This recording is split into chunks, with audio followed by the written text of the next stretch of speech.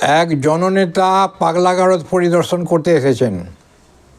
যাদের যা স্বভাব, নেতাদের কিছু লোকজন দেখলেই বক্তৃতা করার ইচ্ছা হয়ে যায়। যা আশঙ্কা করা গিয়েছিল তাই। পাগলরা রীতিমতো মন দিয়ে শুনছে, বক্তৃতা আরম্ভ হয়ে গেছে। আর তাদের সম্বন্ধে ভালো মন্দ যা তার জানা ছিল, নেতা সেটাই বলে গেলেন। পাগলরা কখন হাসছে, কখন মাথা নাড়ছে, খুব বিরাট যেন বোদ্ধা, ওরা খুব বুঝতে পারছে, সব জোরে জোরে হাততালি দিচ্ছে।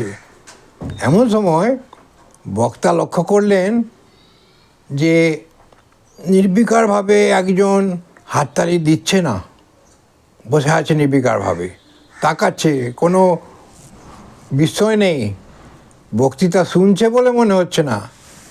তখন তিনি তাকে জিজ্ঞেস করলেন, কী ব্যাপার, আপনি বক্তৃতা শুনছেন না? আপনি কি করতে দাঁড়িয়ে আছেন, হাসছেন না, তালি দিচ্ছেন না? সে লোকটি জবাব দিল যে আমি পাগল নই, আমি এই পাগলাগারদের কর্মচারী, তাই আমি ওসব প্রায় লেকচার শুনি কিন্তু কোনো রিয়াকশান দিই না।